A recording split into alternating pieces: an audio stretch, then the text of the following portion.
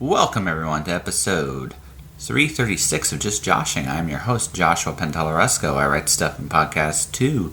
Today, Craig Dilouie joins us on the show. This was fun. Probably my favorite conversation I've had on the air with Craig. This is probably the most political. We were talking about this around the release of Our War. Craig's done another book since then. And we'll talk about that at the end of the show. But this was a very, very cool conversation and a great one to wrap up my time there with him. Much like last conversation, this was sort of a swan song for me with him. But it was a great time. And it's always cool talking to him. It really is. Like I said, right now, just doing my thing and letting my thing do me. I have another column up at firstcomics.com. You can check it out. It's me reviewing Rich Creek Road. Like I said, I'm kind of excited. Every day I get a little closer. Every day I get a little bit more excited. So, without further ado, let's just get to that conversation. This episode of Just Joshing is sponsored by Indie Imprint. Indie Imprint supports creators by creators.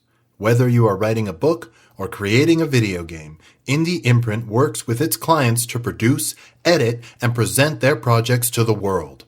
For more information, check out their website at www.indieimprint.com. Done. This thing is on. All right. Yeah. So I am with the one and only Craig Dilouie. Right? There's only one, yes. We've got our coffees here. It's blizzarding outside in September. It is still September, technically. It is still the first week of fall, and it's the snowpocalypse outside, which is crazy, but that's Calgary. It's always the first snowfall of the year. It's always kind of like this. It's a little longer than it usually is, right? Yeah. But hey, at least it wasn't like 1 year. I remember like the first year I came back to Calgary and the first snowfall hit.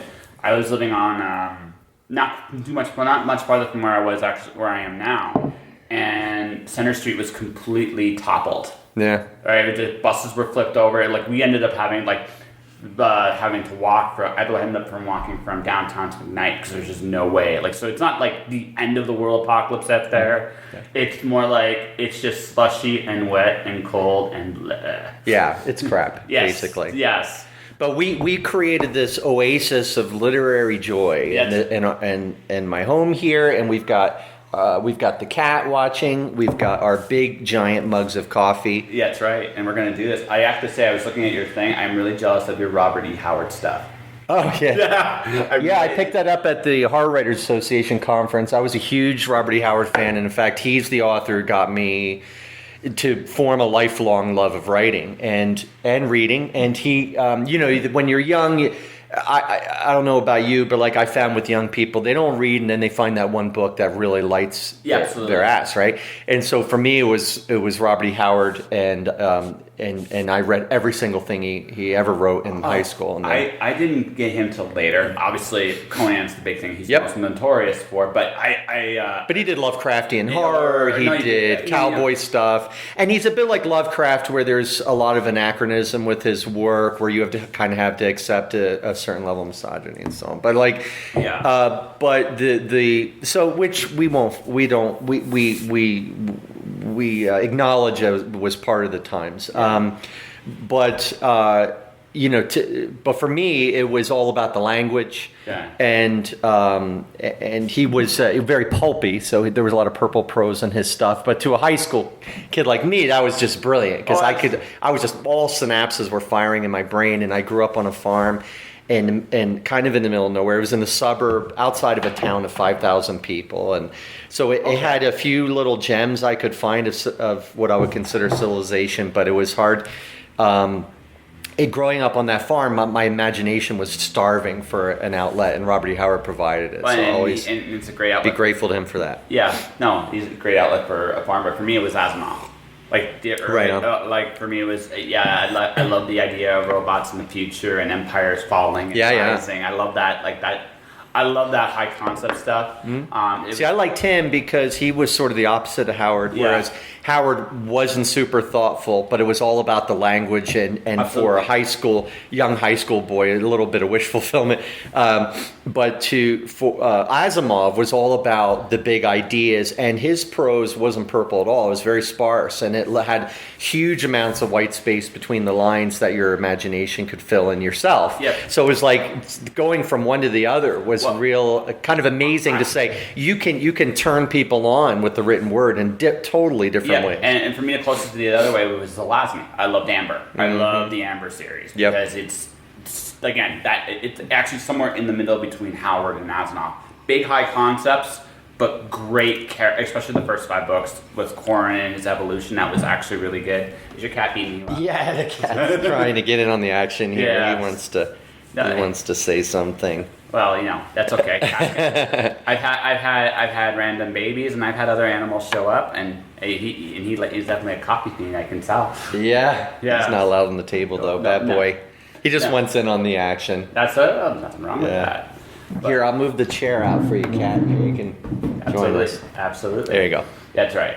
But no, for me, again, when you're young, you're like that imagination stuff. You're trying to look for that ultimate wish fulfillment. So for me, it was comics, and Asimov in particular. That's what I grew up. That's what I grew up. And when I look at my fiction in particular, I can see where both those influences have definitely played a big role in my development. Sure. So, Everybody you read is gonna become part of what you write. Yeah, but it's interesting that Howard, because I look at like your independently published stuff, and there's definitely that pulpy. There's totally that pulpy feel from that. So yeah, the whole weird tales, keep it short, make it pulpy, titillate. Yeah, exactly. No, get in, get out. Like I said, I really do. I actually just packed the books I'm going to keep going to BC, and it's like my friends will beat me if I don't take their stuff, right? So I don't feel that way.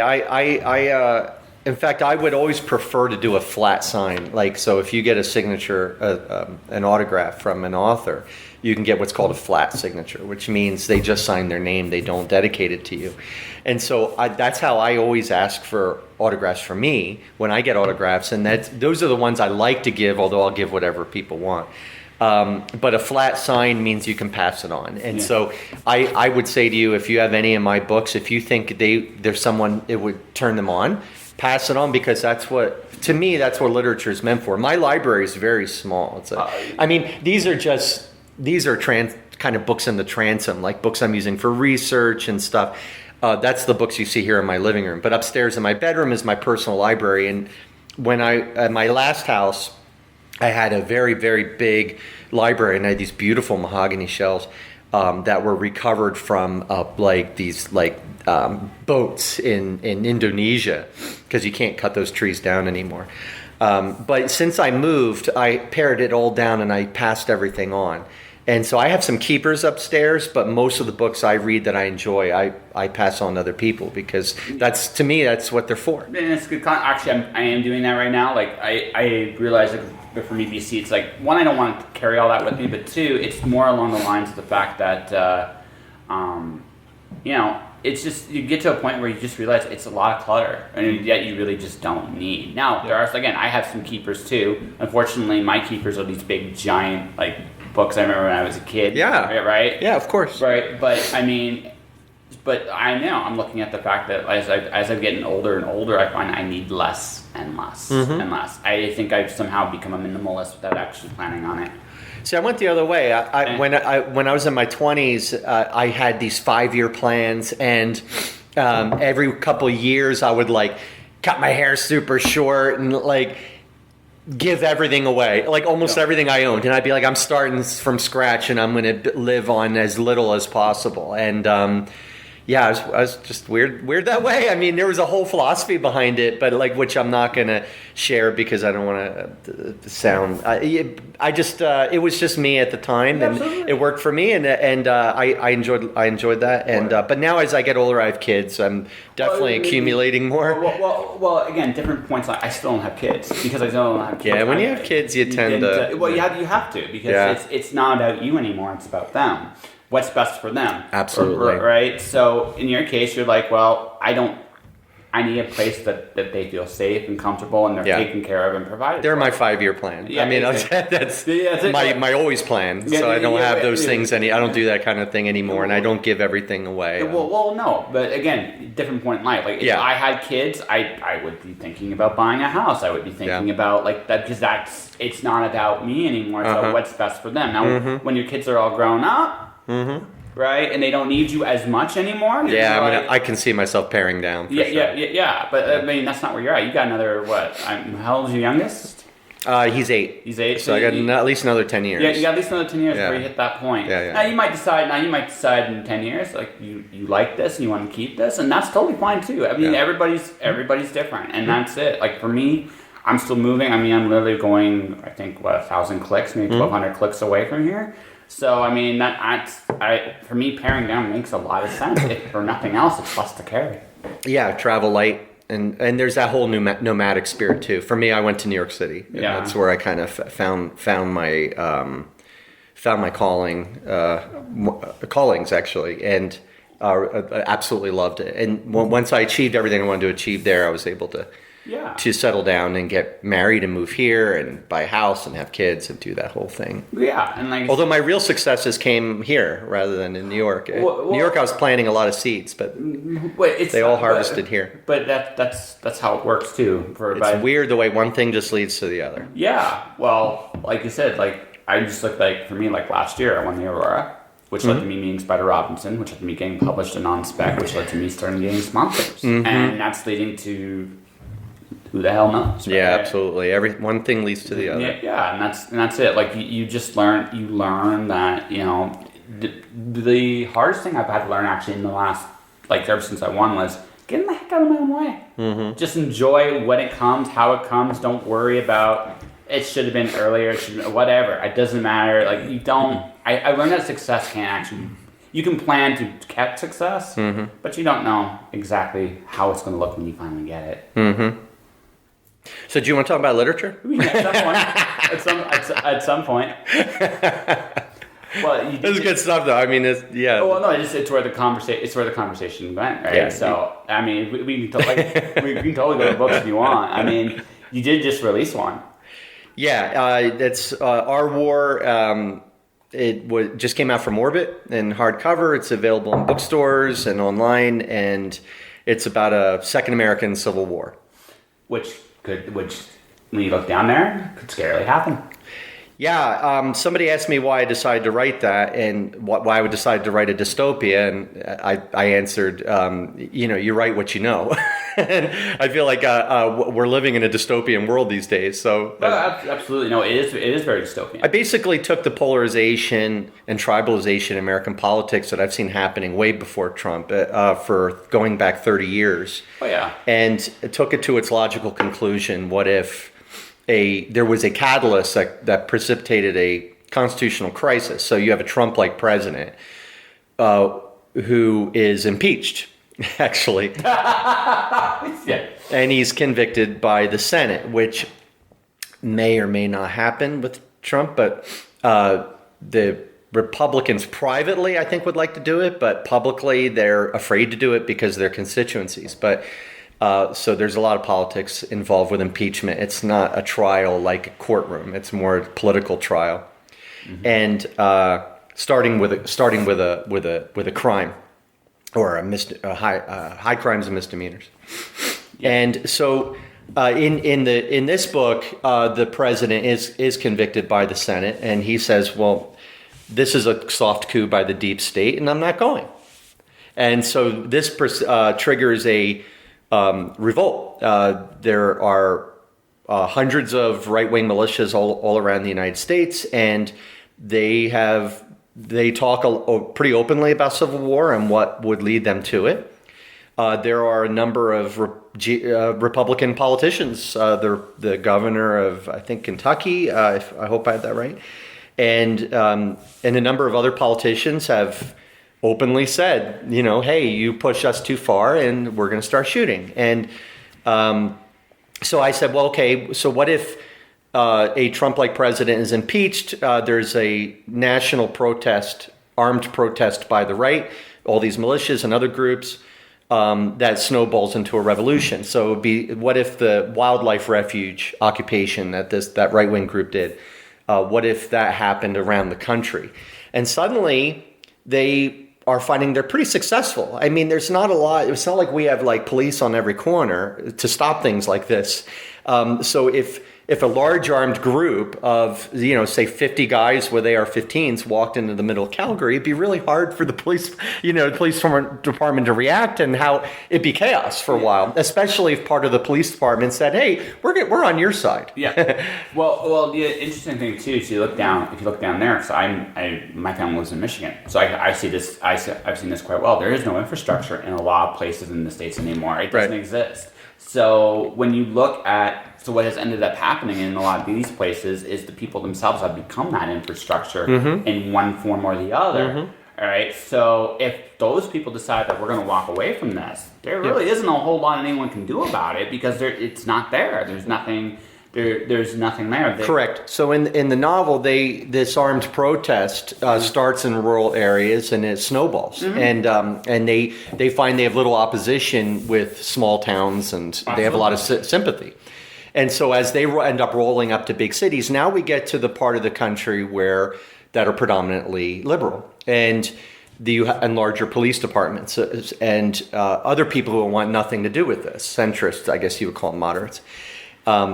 And so this opposition stiffens, and they're unable to take the cities. So you end up with a civil war that looks like the electoral map on a county by county basis, where you have this ocean of red with these islands of deep blue, where actually most of the population lives. So geographically, the republic, what you would consider red parts of the country, conservative leaning, they are more likely to be rural, geographically large but sparsely populated. And then liberal, you have urban areas which are smaller geographically but larger population and much larger population density. And so this is where the battle lines will be drawn. So the war would, in my view, if this was taken to its logical and horrifying conclusion, which is what dystopia does, it takes something that's bad and exaggerates it to provide a warning, and to galvanize the reader, so in this novel, the war looks far more like Bosnia in the 1990s than America in the 1860s. You don't have red states versus blue states. You have rural versus city, and neighbor versus neighbor, really. And it's kind of war where everybody fights and nobody wins, and the innocent are the real victims.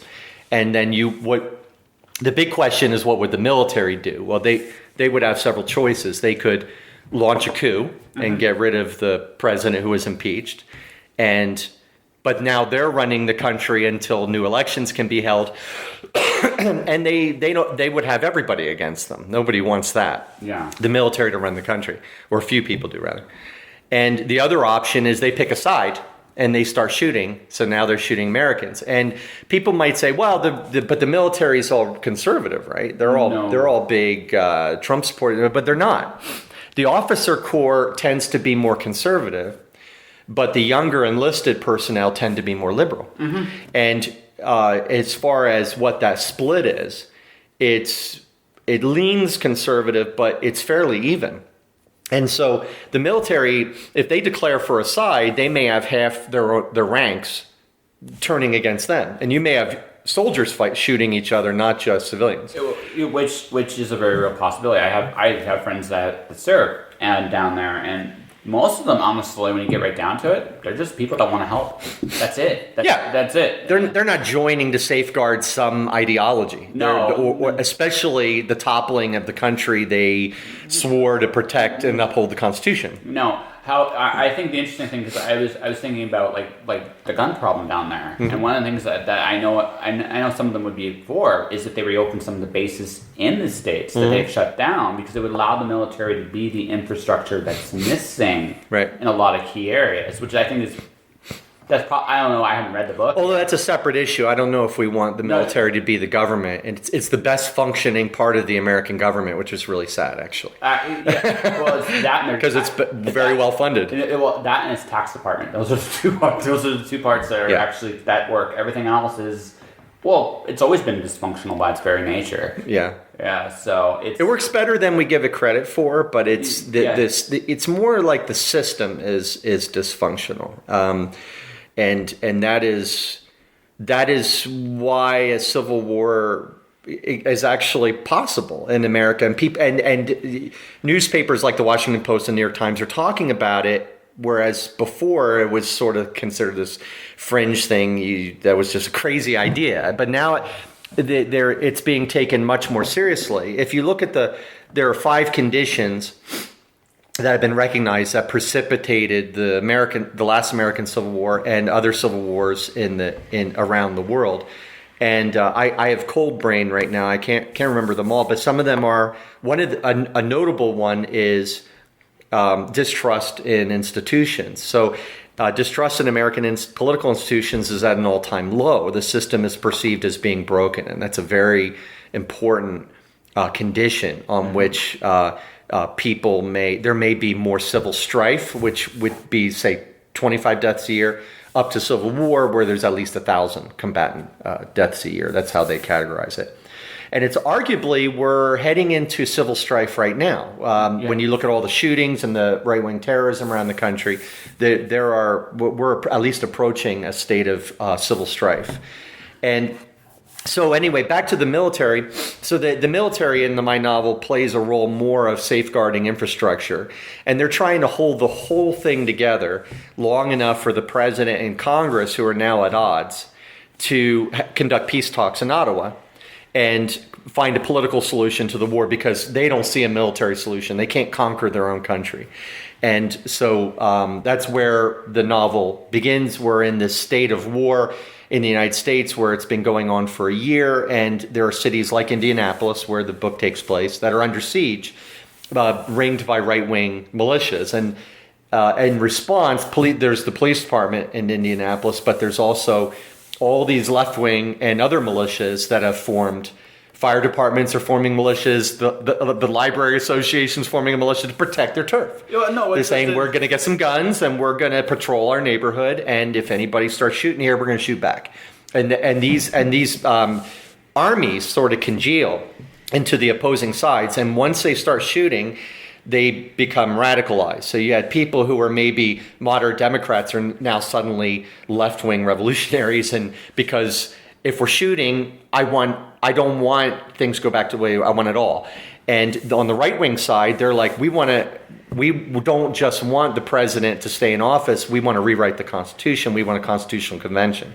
And so that's where things become even more and more polarized, because now people are shooting, and it's just a terrible situation that needs a political solution, and because it won't be solved on the battlefield with this type of conflict, but there will be untold misery in the meantime. Well, I always said that the next civil war is probably going to be a class warfare issue more than anything else, because of just, again, the other big thing is, we talk about the infrastructure going, it's there's no middle class down there anymore. I think that you're right theoretically. Yeah. That's what it should be, but it's not going to be that way. There's this wonderful quote, wonderful as in it's horrifying and keeps me up at night. It may be apocryphal, but it's attributed to Jay Gould, who was a railroad baron. Okay. And during the last period of major strife, where we had labor war, class warfare in the United States, before FDR came in, and he said, "I can pay half the working class to kill the other half." Mm-hmm. And so a lot of the polarization in America, in my view, is really about reverse class warfare. Because you have Americans, and if you take a typical right-winger and you take a left-winger and put them in the same room, they're going to acknowledge a lot of the same problems. Now, culturally, the left-winger may say, I think there should be gay marriage, and I think that we should have gender-neutral bathrooms, and so on and so forth. Then the right-winger can say, like, that's not the America I grew up in. I want things to stay the same, and I'm afraid of what that'll mean for us, and we're losing something. And so, okay, they can argue about this till the cows come home. But economically, as where we talk about class, they're like, I don't have health insurance and I'm screwed. I lost my job. I feel like the capitalist system, everybody's making money except me. I'm treading water. I have 3 jobs and I just lost one. And I work at Amazon and Walmart and I'm on food stamps, right? Even though I work a full-time job and a second job. Like, so this is horrible, but so common problems, but totally different narratives on who's at fault and what we should do about it. So, and I think that when people ask me, well, what do you think we should do about this? If maybe we are headed to civil war, maybe, but what do we do? And that's the part of the interview where I'm supposed to say all these platitudes. We need to listen more. We need to love each other. We need to listen more, and we're not listening. And I get to sound like I'm the big listener, and everybody needs to learn. No, I think there's a lot of money and power invested in polarization. Absolutely. Otherwise, it wouldn't have gone that way. No. It's easier to keep a populace divided than because if a populace is united, that means that you can't. And the more we divide over the cultural things, which is great to fight about, we should fight about those things. But the more we fight about the cultural things, the less we're concerned about the economic things. Yes. Who's getting the pie? The pie's getting bigger. Who's getting the pie? And how do I get a bigger piece of the pie so I can eat and live? Yes. Right? Yeah. And that is a conversation that is hard to have. Yes. In America. Well, and that's the reality. I think the other big thing that's happened too is, America's place in the world's changing, right? And I think the reality of the situation is, I think honestly they're in decline. And I think it's very obvious. Yeah, I agree with that. They've been in decline for a long time, and I think what's happened is, I think about 2008 they realized this, right? And they're like, oh shit, we're not number one anymore, and you're not, and year by year, place by place. Right, but we sow the I say we because I should make it clear, like, we're in Canada. I live in Canada. I'm a Canadian citizen, but I grew up in the United States. I lived in the United States most of my life. We sort of sowed the seeds of our own disaster by supporting. We deregulated the banking industry, and they drove the financial system into the nearest tree for a buck. Yeah. And we completely screwed ourselves, and now everyone's suffering for it except the people who did it. Yeah. So we're kind of like the office worker who snaps and goes in the office and shoots coworkers instead of going into the board room, where the people who did it really did the bad stuff, are. And I'm not saying anybody should do that either, but there's the account. What I'm trying to say is the accountability is directed at other Americans instead of at the elites. Yeah. It's into people in our same class instead of at the elites, and the elites like it that way. So there's a lot of power and money invested in people fighting over cultural issues and staying away from who gets the pie. Yeah, well, absolutely. And because, again, the moment that happens, because then everybody would get more of the pie. And I actually think the pie would be bigger if everybody got more of it, ironically enough. But that's what history has proven. Yeah, absolutely. Ironically enough, but it's not what. Again, when you're at the, I think when you hit that decline point, the natural instinct is to cling to whatever you know is still there and hold on to it as long as you possibly can. Right. Which I think that's the other big thing that one of the big things I hear when I hear Trump talk of any kind of politics, it's nationalism versus globalization. Right. I think that debate's long done. But the fact of the matter is, that's still being drummed up because that is a sign of clinging to a past ideology that no longer is relevant today. And I think, again, you're watching a country, I think, at this point in time, if they were a human being, they're entering their late 60s, early 70s, and have little onsets of dementia. That's kind of how I see it. Maybe I'm wrong, but. The whole globalization thing, I actually think Trump is onto something when he says we need to hold our trading partners more accountable. I agree with that. Like China, for example, where China does not respect intellectual property laws, and we should, and among other things, and we should use our strength in terms of being the biggest market for their products. I believe we are, to get some concessions from them. And so that there's fairer trade, not just free trade, but fairer trade. Yeah. But, Trump being Trump, he's so incompetent and impulsive and just can't govern. He can't govern himself. No. And he certainly can't govern the country. And as a result of that, we're squandering this opportunity to have the courage to bring up the issue and act on it. Okay, great. Good job, Trump. But now you're screwing it up because you're you. And you can't do this. So we're squandering this opportunity on a costly trade war for no real apparent purpose other than to feed red meat to angry red state voters who feel like they're not getting their pie.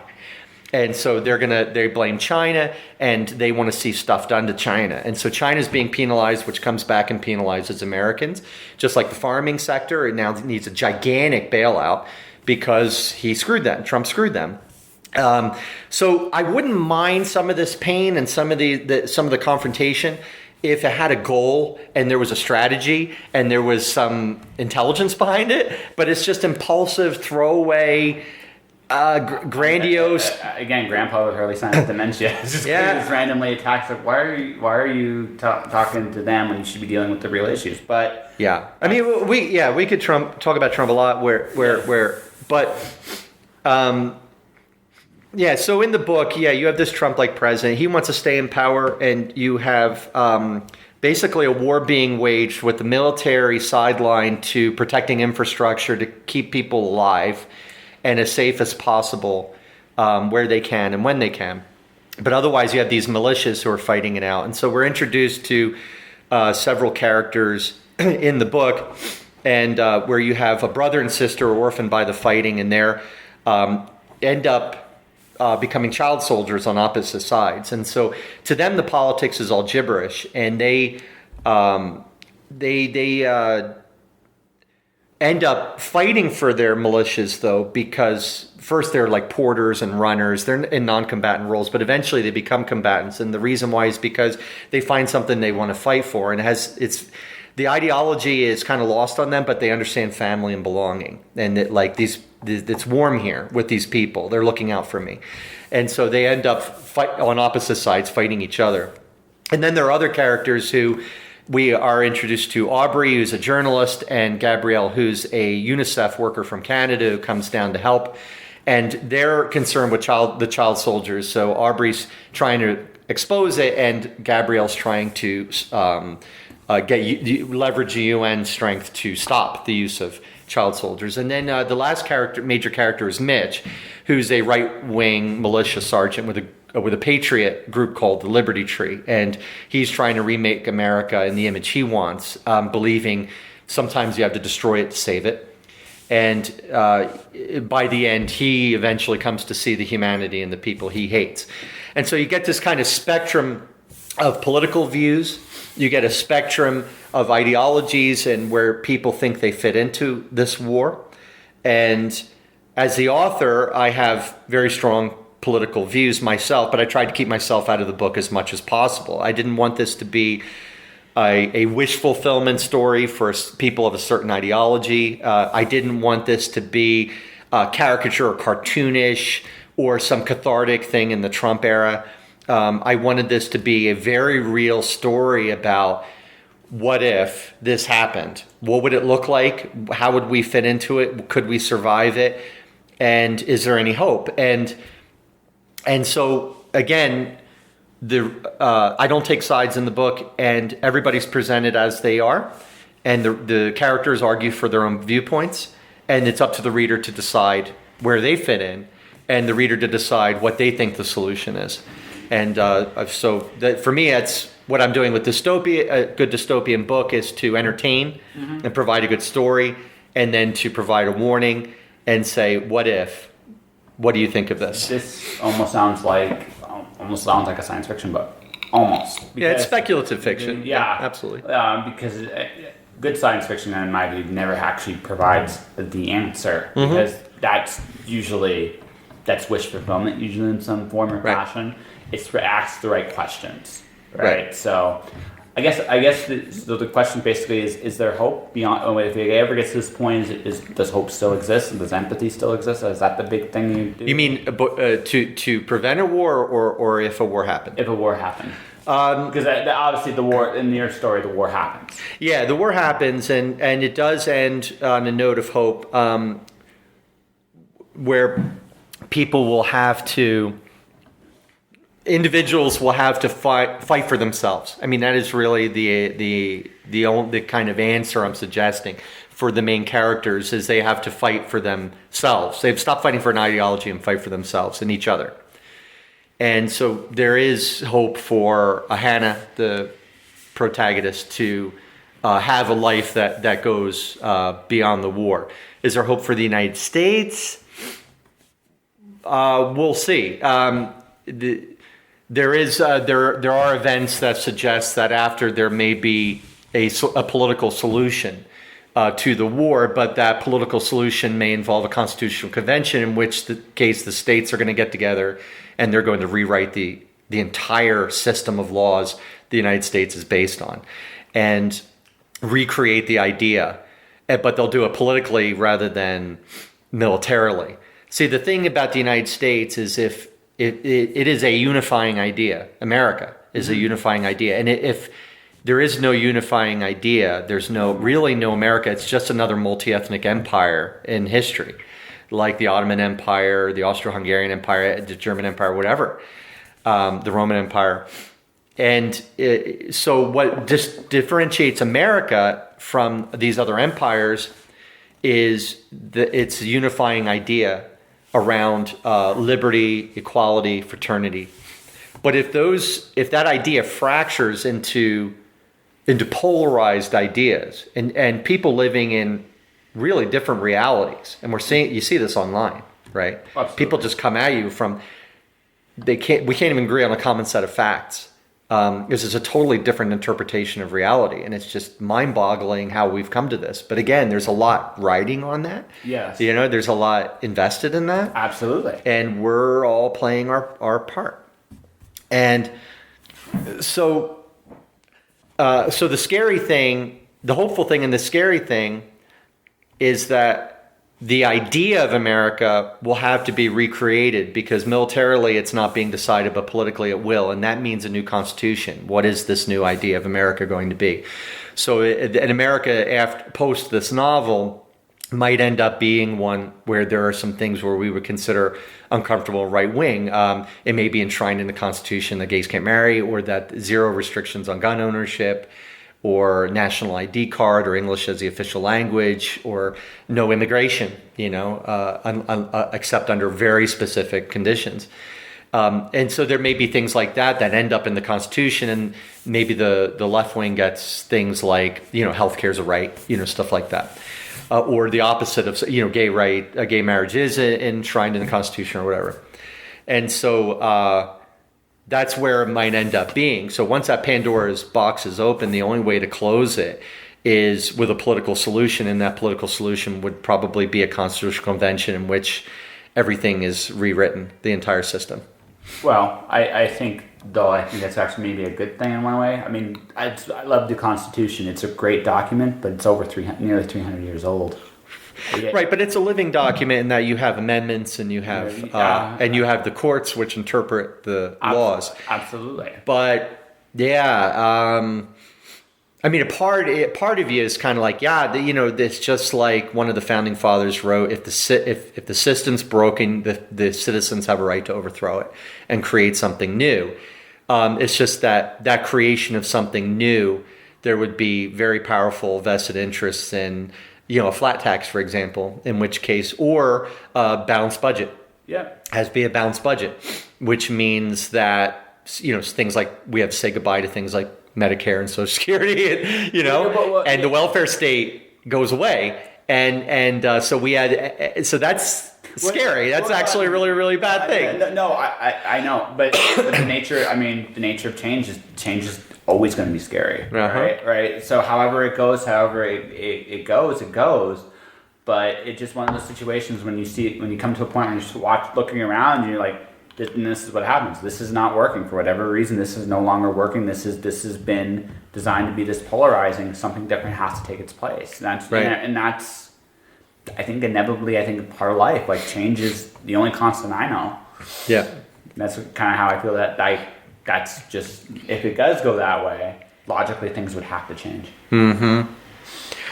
Yeah, again, I'm hoping that the reader will have a discussion like we're having and say, like, how do I feel about this, and what do other people feel about this, and what do they have to say, and what do I have to say, and come up with solutions on their own. I'm not really sure how we move forward from here. It's so gridlocked and polarized that, the American system's set up such that unless the one party holds the Congress, a majority-proof veto-proof majority, and an obstruction-proof majority in both houses of Congress and the White House, and ideally the Supreme Court. They can't get anything done. Yeah. And so you end up with two things happening. One, you need civility and compromise to get things done. Yes. But that civility and compromise is now gone, especially because there's no more pork, right? There's no more legalized grafts, where you can bargain with a senator and say, okay, you vote for my law and I'll vote so you can get that pork in your state and you can deliver to your constituents. That's a thing of the past now. So everything's now more focused on ideology.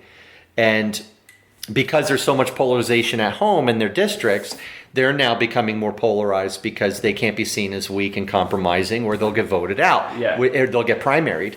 That's what the Tea Party did. And they had a little revolution inside the Republican Party and got rid of all those compromising people. Well, those compromising people got things done and the Tea Party didn't. Yeah. And so they just accomplished more polarization.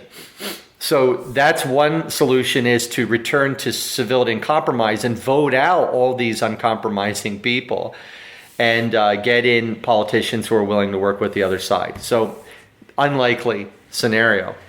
So the it's one I would wish for, though. That seems like a really good compromise. People can keep whatever ideologies they want, but they'll have to work together. Yeah. Yeah. So that's really the only way to do it, is to have total control over the government, or have civility and compromise, or people start getting angry enough where you start having the conditions that precede a civil war. Yeah. And so that is really the only way to govern the United States, and it's the problem. It's the problem with the American system. It's set up that way. If you don't have that overwhelming control, you have to have civility and compromise, but we now have conditions that are eliminating civility and compromise. And as a result, either one party has to be destroyed in favor of the other to get anything done, or we have to accept gridlock as a way of life and distrust of institutions until something more and more strife occurs. Yeah. So Jon Stewart, I think, said it best. The war between liberal and conservative was talked about, and now it's about moderation versus extremism, which is, I think, he was very right about that. Right. Yeah. But anyway, I think this was an interesting discussion for sure. Yeah, totally. I love talking about the themes of a book. Oh no. I think it's a good book. Enough said, right? I mean, I wrote it, so I obviously believe in it, and I hope people will pick it up and give it a shot.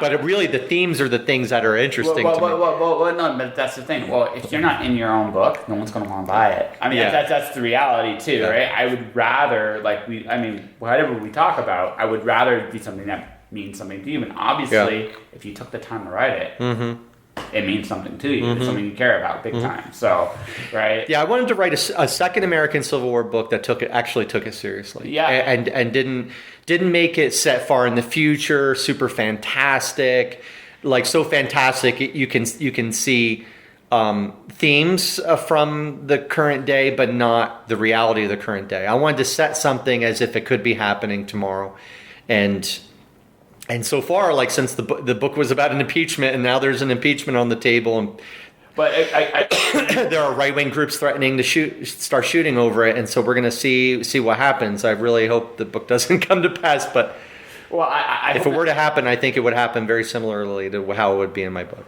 which is scary. Yeah. Yeah, but it is what it is. Yeah. I think, Craig, we have an interview here. What do you think? Yeah, I think so. Okay, so Let's ask the cat. Cat. He's happy. He's happy. He's still here. He's listening. He's been here. He's been showing up, jumping on the table. I think we got him excited a little bit. Yeah, he's fired up. Yeah, he is. So I got to teach him to read first. Yeah, actually, there is one last thing I should ask about before I wrap this up, and that is your daughter. Is she better writer than both of us yet? She's kind of in a phase right now. You're alluding to that book she wrote, Yeah. and she had some wonderful experiences that you and I were talking about before the interview. We ended up speaking together at the Calgary Young Writers Conference. She was interviewed on TV.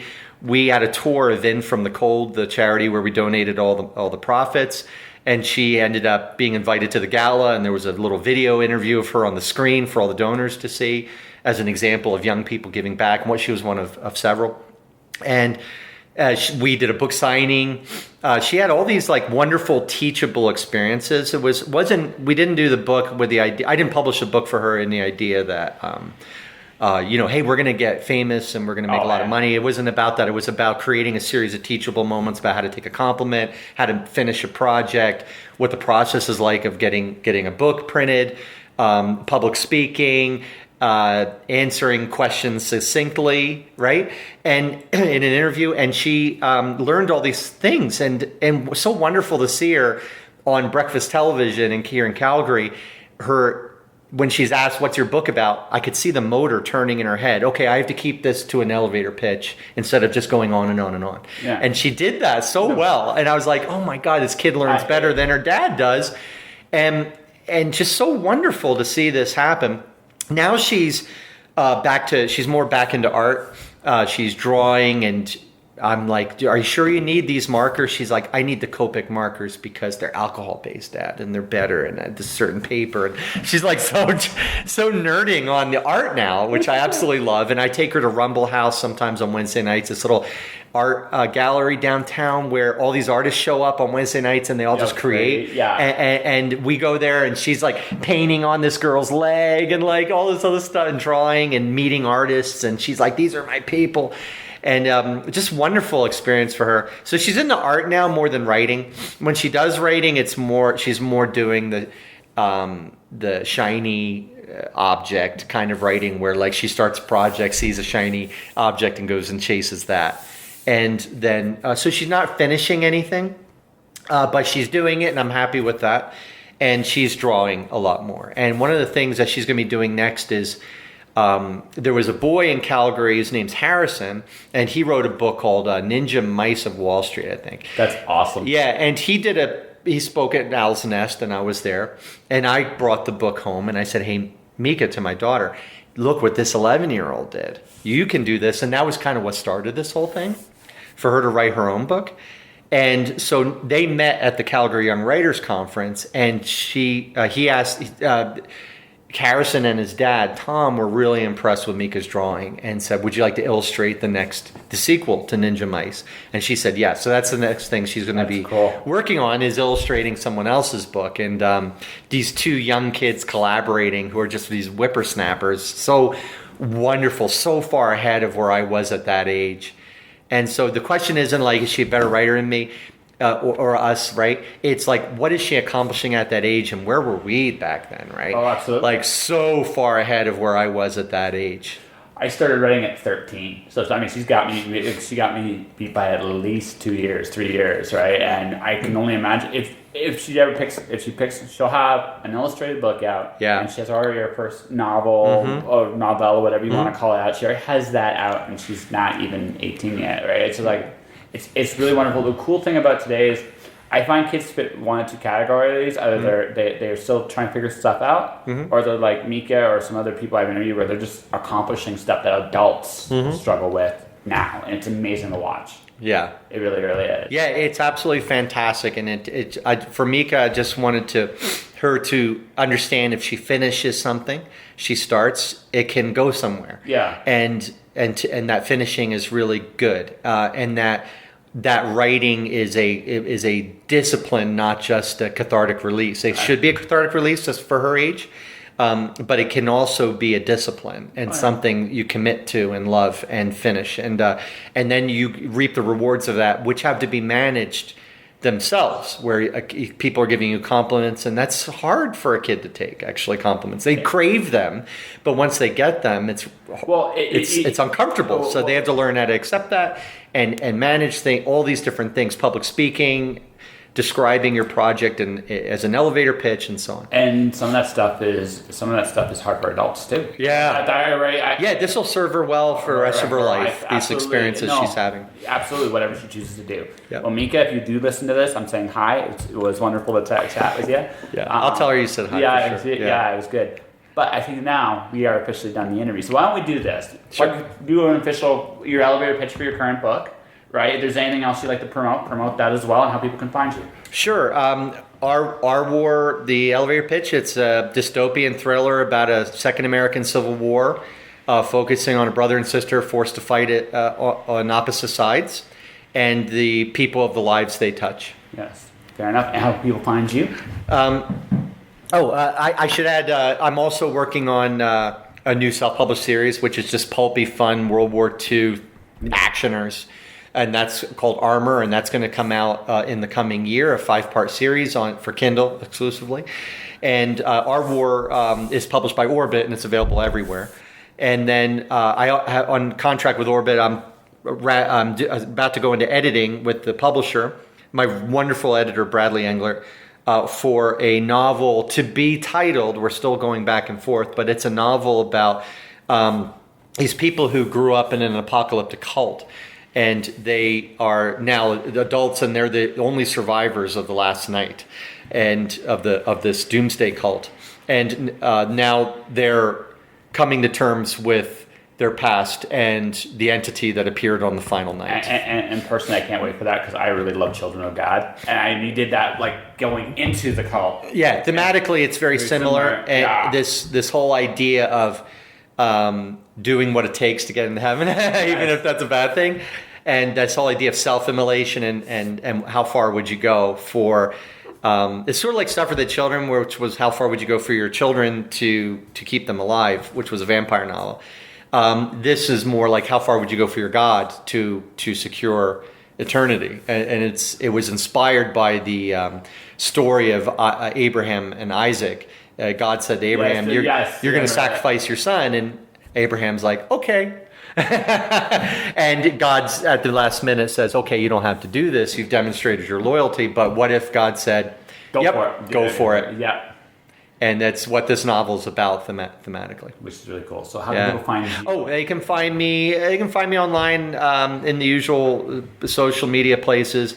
While that's all wonderful, I really hope they'll come to my website, craigdilouie.com, because it has not just all my works, and they can see all the reviews and everything in one place and get samples and try it out for themselves. But if they don't like my work, or if they do like my work and they want to go even further, I review books and movies and nonstop. So there's tons in the archives there. Going back to my zombie days when I was doing a lot of reviews of apocalyptic stuff. Yes. And now my current days where there's a lot of horror, but also a lot of other dystopia and sci-fi and all. Lots of speculative fiction, wonderful stuff. Very cool. Thank you for the opportunity to talk to you today. It was a great conversation. It really was.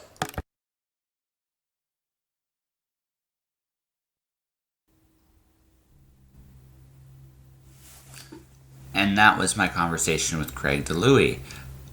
Our War is up and live. It's been live for a while now. I'm going to mention his other book too, Armor. It's the start of his next war. Craig did an amazing series called Crash Dive. That was a World War II series. Now he's doing a tank series starting with Armor. These are fun books. they're Craig just kind of writing a very, very for him a simpler story, but a very engaging one, very entertaining one. Craig does really, really good stuff. I'm always going to be a fan of him for his writing, and how he's just evolved. Like, I think the one thing is, I mean, like we talked about this in the thing, how he's going back to science fiction, which is something he's always wanted to do, but he's become a lot more well-rounded as a writer as time has gone on, and he's made himself get better. If anything, if you're listening to this and you do write, he is as good a person to follow as any in terms of how to get your craft to where it needs to be good. I know for a fact for the rest of his career, Craig's always going to be published somewhere, somehow, some way, and be well received. He's that good, and he deserves it. He deserves everything that's coming his way. And my friend, I do miss you, but it was great to actually hear this chat again. And that will do it for this episode of Just Joshing. If you want to support the podcast, you can do so a number of different ways. You can subscribe to the podcast. I'm on iTunes, Google Play, Spotify, and of course Podomatic. Just click subscribe, share it to people, let people know I'm out there. That would be great. My YouTube channel is Joshua Penteloresco. My Twitter and Instagram is at jpenteloresco. Check out my column at First Comics. I've always got something going on there. I have merchandise at jpenteloresco.redbubble.com. My books, The Watcher's Terminator, Wandering God, are available at Miracle Publishing. Cloud Diver coming soon, hopefully by March 21st. Hoping to nail that date down by next week. Beyond all that, stay inspired. Keep doing your thing. You never know where it leads you. Alright. See you guys next time. Josh.